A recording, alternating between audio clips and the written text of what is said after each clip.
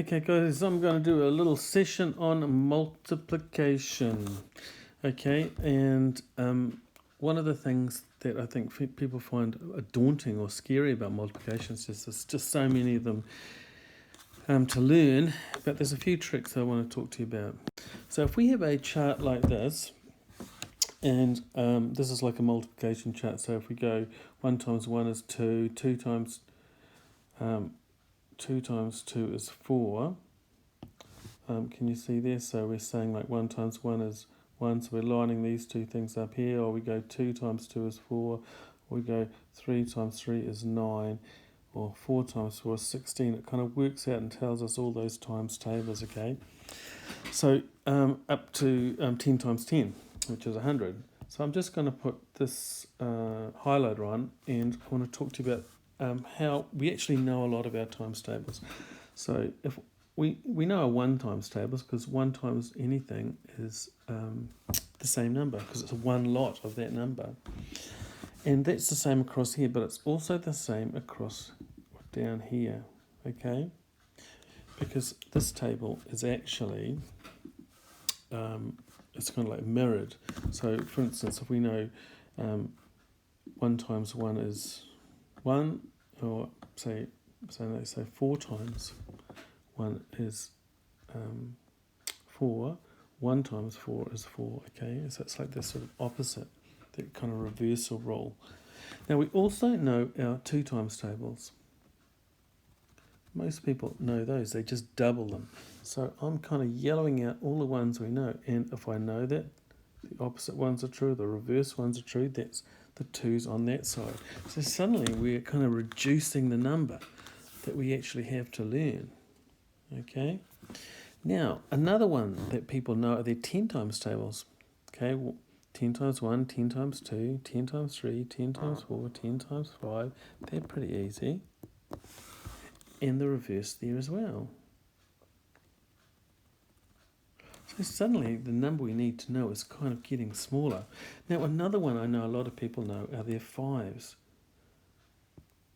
5 1's 5, 5 2's are 10, 5 3's are 15, 5 4's 20, etc.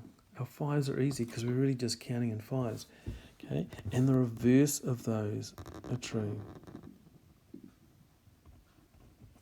Now, we started off with 100 things, but you can see the bits that are yellowed out now. There's a whole lot less.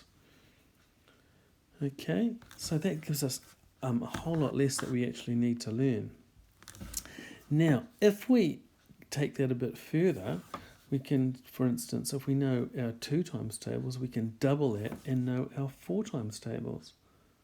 So 1 lot of 4 is 4, 2 lots are 8, 3 lots are 12, 4 lots are 16, 5 lots are 20, etc. like that. And I can cross that lot out. And I can do the same on the opposite side there. Now we're really starting to cut down the number of questions we've got, or the answers that we need to know. So we know our 1's, our 2's, our 4's, our 5's, and our 10's. Now our 3's are also quite easy, okay, because we do our 2's and we add one more. So we know 1 lot of 3 is 3, 2 is 6, 3 is 9, 12, 15, 18, 21, 24. And we know the reverse, okay, 1 lot of 3, 2 lots 3, 3 lots 3 there. Now if I take all those out, suddenly, and I'll just grab a different colour here, we're left with just these here. These here are the tricky ones.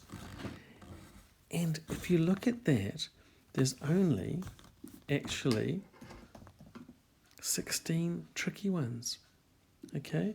And the tricky ones really are there, and they're particularly your 6's, your 7's, and your 8's. And I want to show you this because your 9's, there's some quite lovely little tricks for doing your 9's. Okay, so you can do the finger rule with your 9's, but if you look at your 9's, what you'll notice with your 9's is that the ones, as the 1's go down, the 10's go up. So it goes 1, 8, 2. I'll just show you this with my finger here. So, okay, 1, 8, 2, 7, 3, 6, 4, 5. As the ones go up, the tens, go down, the tens go up. So that the nines ones is quite a good one, and there's a kind of a trick to that one. Okay, and if I actually include those as well, and you know the rules there, now you are not left with 16. You're actually only left with 9 tricky ones, 9 tricky ones, and they're basically in your 6 and 7s and 8s. So if you can practice those and learn those off by heart, those are the ones that people get stuck on, and those are the kind of tricky ones. Okay, so interestingly, if we look at that and we say there's 100 problems here or questions I need to know the answers. If I know the 1s, the 2s, the 3s, the 4s, I know the 5s, the 10s, if I know the trick of the 9s, there's not 100 I need to know anymore. There's only 9 tricky ones. And those are the ones you kind of got to work off by heart. But I thought you might like to know that. It's quite a cool way of learning your times tables, and it's not nearly as difficult as you think.